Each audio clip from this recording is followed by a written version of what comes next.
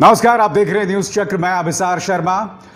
तो राजस्थान में गहलोत सरकार बच गई, मगर जैसा कि वो कहावत है ना कि बकरे की मां कब तक खैर मनाएगी। अरे भैया, भेड़िए के सामने तुम मेमने रख दोगे तो भेड़िया उसे पुचकारेगा थोड़े ना। अब मैं ये नहीं कह रहा हूं कि भारतीय जनता पार्टी भेड़िया है। भारतीय जनता पार्टी कहां से भेड़िया हो सकती है? भारतीय जनता पार्टी तो बैल है। नहीं, बैल के तो सींग होते हैं। हां, भारतीय जनता पार्टी गाय है, और गाय सबकी माता है, और माता के भक्तों को कुछ नहीं आता है। बहरहाल, हकीकत यह है दोस्तों कि अशोक गहलोत सरकार बच गई हो, मगर सवाल वही बना हुआ है, कितने दिनों तक बच गई है। और सवाल आज हम बहुत ही विस्तृत अंदाज में इस पूरे मामले का पोस्टमार्टम करने वाले हैं। हम बताने वाले हैं कि आखिर कांग्रेस से क्या गड़बड़ हो रही है, उसके नेतृत्व से क्या गड़बड़ हो रही है।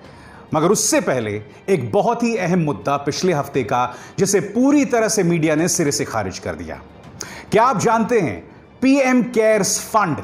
जी हां, वो पीएम केयर्स फंड जो कि कोरोना संकट के आने के बाद गठित किया गया था, जिसमें आप पैसे दे सकते हैं और वो पैसा कोरोना के इलाज के लिए लोगों तक पहुंचाए जाने का प्रावधान था। क्या आप जानते हैं कि पीएम केयर्स फंड एक अंधा कुआं बना हुआ है, जिसके सामने खड़े होकर आप चीखते रहें, मगर आपको यह नहीं पता कि आपकी आवाज कहां तक जाएगी। जैसे कि आप जानते हैं कि पीएम केयर्स फंड का ऑडिट नहीं हो सकता, उसकी हकीकत सामने नहीं आ सकती। Prime minister national relief fund की तरह आपने कितना पैसा दिया, यह आप पता नहीं कर सकते, क्योंकि prime ministers national relief fund में आपने 5 पैसे भी दिए हों तो उस पाई पाई का हिसाब एक वेबसाइट पर होता है। मगर पीएम केयर्स फंड को लेकर एक पूरी तरह से पर्दादारी जारी है। खबर क्या है जो आपके स्क्रीन पर? लोक लेखा कमेटी यानी कि पीएसी कोरोना वायरस को लेकर सरकार द्वारा उठाए गए कदमों और इस संकट से निपटने के लिए बनाए गए पीएम केयर्स फंड की जांच नहीं करेगी। समिति बैठक में इस मामले में सभी सदस्यों की सर्वसम्मति बनाने में नाकाम रही। लोक लेखा समिति सबसे अहम संसदीय समितियों में से एक है। यह ऑडिटर जनरल की ओर से पेश सभी रिपोर्ट्स की जांच पड़ताल करती है।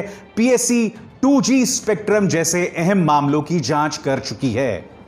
जी हां, जैसा कि आप जानते हैं कि पीएसी या फिर लोक लेखा समिति का मकसद यही है कि अगर किसी तरह का कोई गड़बड़ झाला हो उसकी जांच हो। 2G मामले की भी जांच यहां पर हुई थी। वो 2G मामला जिस पर सवार होकर भारतीय जनता पार्टी सत्ता में आई थी। तो आज हम ये सवाल पूछ रहे हैं कि आखिर लोक लेखा समिति इसकी जांच क्यों नहीं कर सकती। हम आपको बता दें कि लोक लेखा समिति के अध्यक्ष अधीर रंजन चौधरी ने क्या कहा है।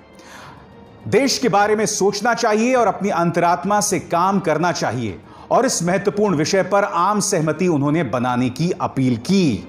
जी हां, अधीर रंजन चौधरी चाहते थे कि लोक लेखा समिति इसकी जांच करे, मगर भारतीय जनता पार्टी के जो सदस्य थे, जो सांसद सदस्य थे, उन्होंने उसमें अड़ंगा डाल दिया।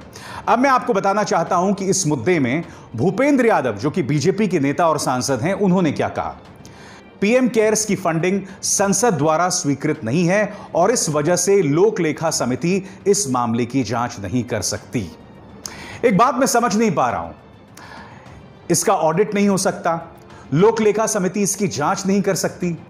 आखिर भारतीय जनता पार्टी क्या छुपाना चाह रही है, और वो भी एक ऐसे मौके पर, और वो भी एक ऐसे मुद्दे पर जिसका सीधा ताल्लुक कोरोना वायरस से। इसको लेकर क्या पारदर्शिता नहीं होनी चाहिए? यह पारदर्शिता की कमी आखिर क्यों है? किस बात की पर्दादारी है? और अब न्यूज चक्र में हम बात करने वाले हैं राजस्थान संकट की। आपके सामने 3 चेहरे इस वक्त: सचिन पायलट, अशोक गहलोत और कांग्रेस अध्यक्ष सोनिया गांधी।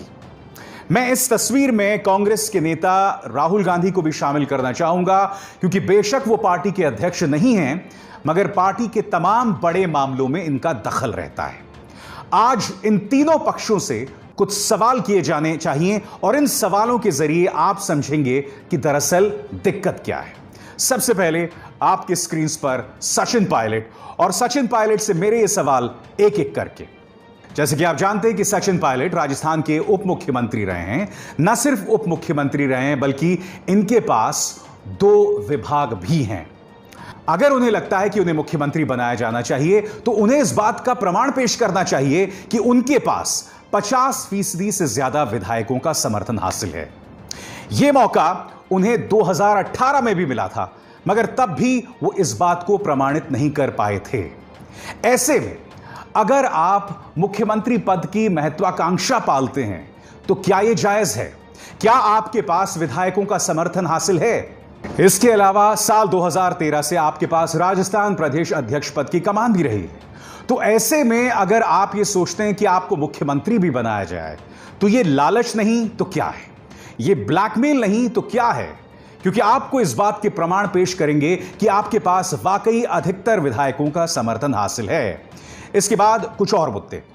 अगर वो समर्थन के बगैर मुख्यमंत्री की कुर्सी चाहते हैं तो कहीं ना कहीं उनकी छवि एक सत्ता के लालची नेता के तौर पर होती जा रही है। यही नहीं, अगर कोरोना संकट के बीचों बीच सचिन पायलट गहलोत सरकार को अस्थिर कर रहे हैं तो कहीं ना कहीं वो कोरोना संकट के दौरान राज्य में अफरा तफरी का एक माहौल पैदा करना चाहते हैं। और हम ये ना भूलें कि गहलोत सरकार के भीलवाड़ा मॉडल की तारीफ देश दुनिया में होती रही है। तो ऐसे में सचिन पायलट इस सवाल का जवाब भी दें कि आखिर वो इस मौके पर क्यों अशोक गहलोत सरकार को अस्थिर करना चाहते हैं। ये भी ना भूलें, सचिन पायलट की उम्र 42 साल की है। जी हां, उनके पास अभी काफी वक्त पड़ा है, मुख्यमंत्री बनने का काफी वक्त पड़ा है। इसलिए ऐसे में अगर वो मुख्यमंत्री पद की महत्वाकांक्षा पालते हैं तो उन्हें जमीनी हकीकतों पर गौर करना पड़ेगा। सचिन पायलट कहीं ना कहीं इस शख्स यानी ज्योतिरादित्य सिंधिया से भी सीख लें। ज्योतिरादित्य सिंधिया बेशक राज्यसभा में प्रवेश कर चुके हों, मगर बीजेपी में जाकर उनकी क्या हालत हो गई है वो आप उनके इस भाषण से पता लगा सकते हैं। ये सेवा भाव कोई खरीदा नहीं जा सकता। कमलनाथ जी और दिग्विजय सिंह जी, ये या तो आपके दिल में है या नहीं है। ये दिखावे का खेल नहीं होता, ये अंतरात्मा का खेल होता है।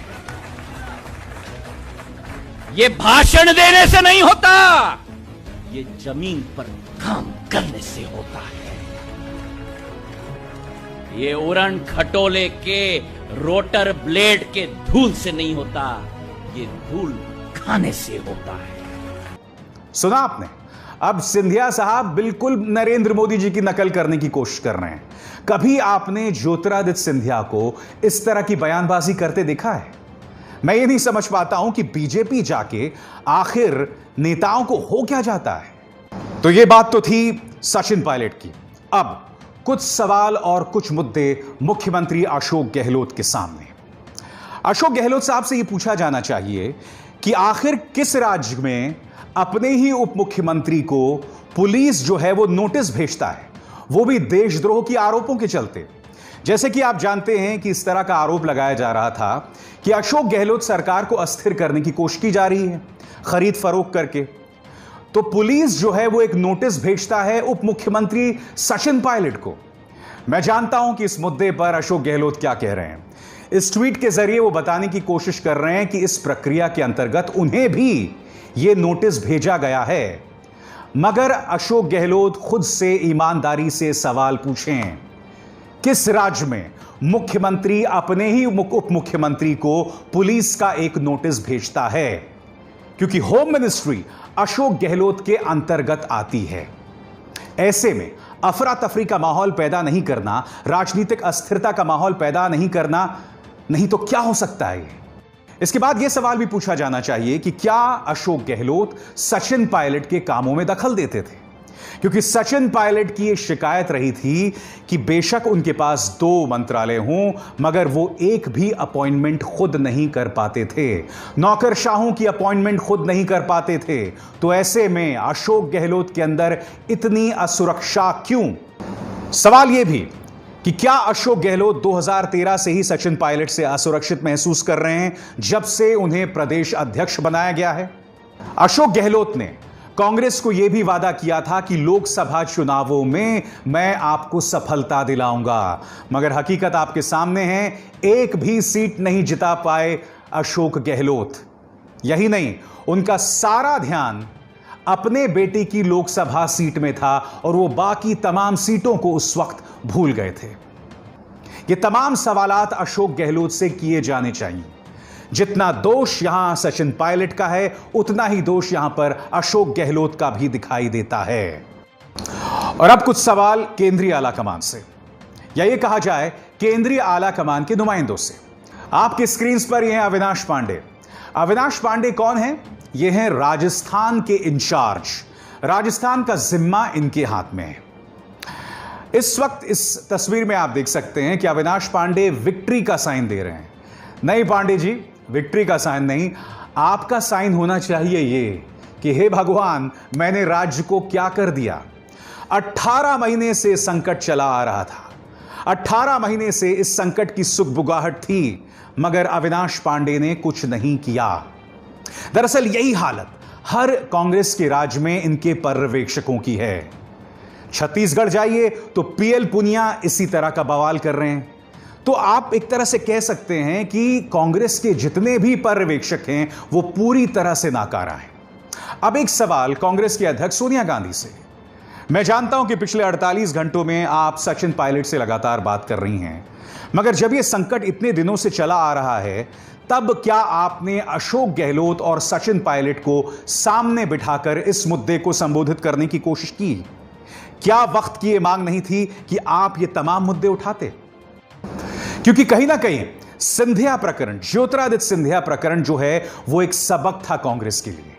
मध्य प्रदेश के अंदर कांग्रेस जो है वो 3 खेमों में विभाजित थी। एक तरफ ज्योतिरादित्य सिंधिया और दूसरी तरफ दिग्विजय सिंह, कमलनाथ।